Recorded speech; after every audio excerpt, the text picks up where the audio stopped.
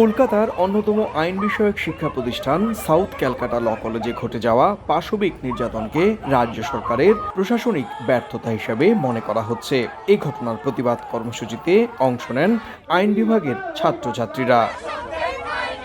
ঘটনাটি গত কয়েকদিন ধরেই যেন গোটা কলকাতাকে প্রতিবাদী করে তুলেছে। মিছিল, মিটিং, পথসভা কিংবা প্ল্যাকার্ড হাতে নিয়ে প্রতিবাদ মিছিলে সামিল হতে দেখা যাচ্ছে সাধারণ মানুষ থেকে রাজনীতিবিদদের। সোমবারও পথে নেমে বিক্ষোভ করেন জুনিয়র আইনজীবীরা।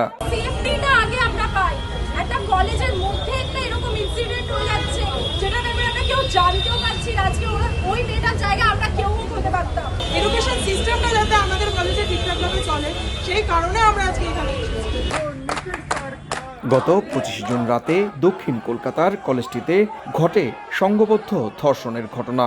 এতে প্রধান অভিযুক্ত তৃণমূল কংগ্রেসের যুব সংগঠনের এক শীর্ষ নেতা, যদিও পুলিশ প্রধান অভিযুক্ত সহ বাকিদেরও গ্রেপ্তার করেছে।